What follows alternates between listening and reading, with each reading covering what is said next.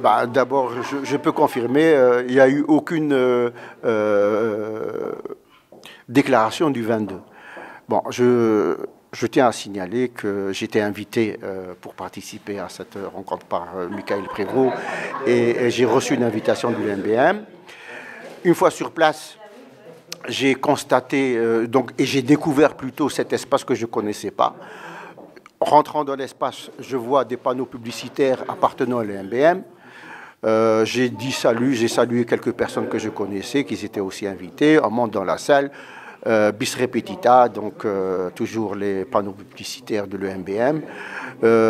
Donc l'animateur principal, qui était M. Michael Prévost, a pris la parole. Il nous a parlé un peu du rôle de facilitateur, trait d'union. Alors là, je ne comprenais absolument rien du tout. Pourquoi ? Tout simplement, je pensais qu'on allait tous les gens présents allaient participer à une discussion, une grosse discussion sur l'initiative à prendre plus tard. Soit. Ceci étant dit, après la présentation faite par Michael Prévost, il a donné la parole à Madame la Présidente.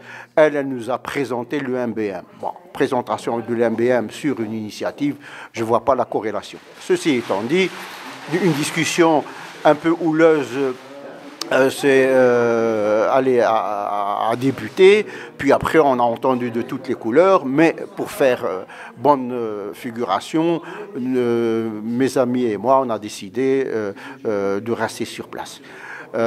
Suite à ça, on nous a divisés en 4 groupes.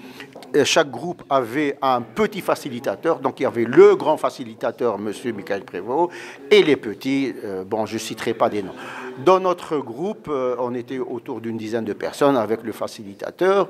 La discussion était ouverte, et ce que j'ai entendu, c'est uniquement les revendications de notre communauté, pour ne pas dire musulmane. Nous musulmans, tout le temps. Il y avait une intervention faite par Mustapha Chahiri, qui était présent dans le groupe, et lui, il a osé enfin sortir et parler de citoyenneté. Je me suis dit, tiens, ouf, je ne suis pas le seul. Mais il fallait remettre un peu les pendules à l'heure, parce que ça partait dans tous les sens dans ce groupe-là. L'esprit victimaire était très présent et l'esprit revendicatif était très présent. Donc j'ai dit, écoutez les gars, bon voilà l'histoire, comment ça a commencé dans les années 90, avec la venue des éléments du fisc, qu'ils ont conditionné vos papas, etc., etc. Et ce que j'entends ne me plaît pas tellement, parce qu'on ne veut pas vous éviter qu'on parle de nettoyer devant nos portes, par nos comportements, par les discours sectaires, etc., etc. Voilà ce que j'ai dit lors de cette première partie. Ceci étant, 45 minutes se sont déroulées, parce que je tiens à signaler que le grand facilitateur nous a dit que vous avez uniquement 45 minutes pour travailler sur les futures propositions. Donc 45 minutes étant terminées, on se regroupe, on rejoint nos places initiales. Et là, bon voilà, le grand facilitateur est venu, il a parlé de communiqué final. Ah bon, c'était pas prévu, ils n'ont jamais parlé de communiqué final, rien du tout. Moi, je pensais qu'on était là pour discuter ouvertement, honnêtement, entre nous, sur les problèmes qui touchent la communauté de confession musulmane et les citoyens de confession musulmane, la communauté musulmane, en partant des discriminations, en passant par tous les problèmes, oui, mais pas de faire un communiqué final. A-t-on évoqué le mot radicalisme lors de cette rencontre? Non, pas du tout, on n'a pas parlé du mot radicalisme. En tout cas, dans notre groupe, on n'a pas parlé du mot radicalisme. On a parlé uniquement des revendications musulmanes. Il faut mieux apprendre le Coran, il faut mieux communiquer le Coran, il faut mieux parler de l'islam. Attends, mais bon, je suis musulman et fier de l'être, mais cela ne veut pas dire que je vais passer mon temps à mettre cet étendard d'appartenance religieuse à toutes les sauces. Et comment avez-vous accueilli cette déclaration dite du 22 janvier lorsqu'elle a été diffusée par divers médias, notamment le soir? Vraiment, je pense, et je le dis honnêtement, je ne sais pas, mais c'est une petite arnaque, dans la mesure où, en quittant les lieux le jeudi 22, aucun texte n'a été proposé à l'ensemble des participants. J'ai même entendu, vous voulez mettre la charrue avant les bœufs, d'autres, oui, on est dans l'urgence, donc on doit intervenir. Donc il y avait un tam-tamar incroyable. Donc j'ai quitté, la séance a été levée sans qu'aucun document ne soit présenté. Par la suite, j'ai su que des gens ont été invités à se voir le dimanche pour, comment dirais-je, pour le communiqué final.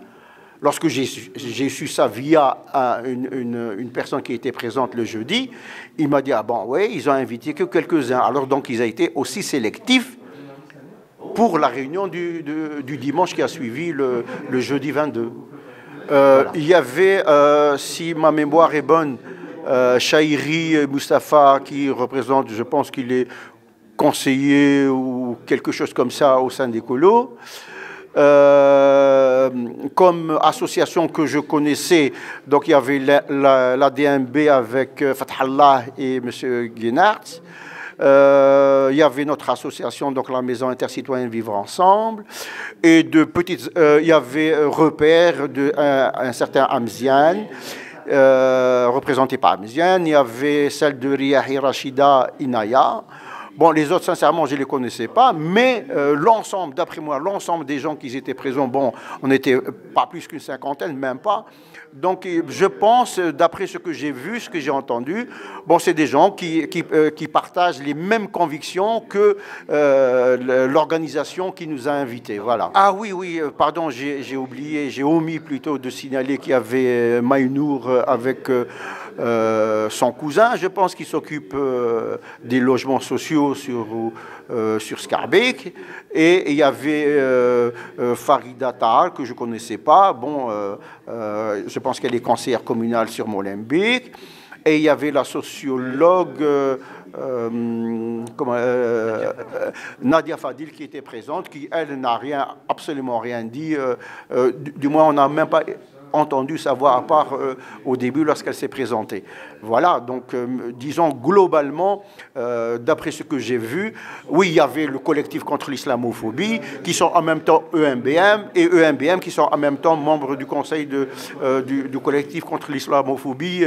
Donc voilà, on saute du coq à l'âne sans aucun problème.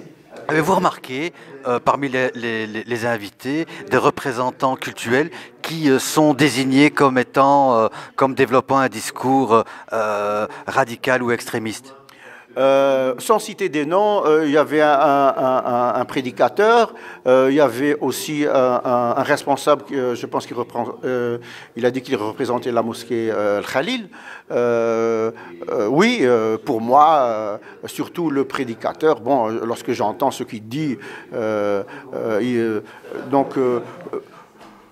franchement, je ne pense pas que c'est des éléments qui peuvent apporter un plus à la communauté, tellement la contradiction est grande entre les discours qu'ils tiennent et signer un document qui appelle vraiment à dénoncer les discours sectaires, à travailler avec les services des préventions, donc à travailler avec la police, etc., etc. Bon, moi, je trouve ça vraiment incroyable et je voudrais bien aller voir comment ils vont mettre ça en œuvre. Surtout, bon, un prédicateur qui est signataire, bon, qui n'était pas présent, accepter, signer ce document qui dit qu'on va travailler avec les services de prévention, ça c'est mystère. Cette déclaration, pour finir, vous paraît-elle crédible? Sincèrement pas, parce que je pense que pour qu'elle soit complète, il fallait ajouter aussi le côté comportemental de notre communauté. Et je trouve que là, les initiateurs ont évité pleinement de travailler dans ce sens ou d'ouvrir cette déclaration dans ce sens.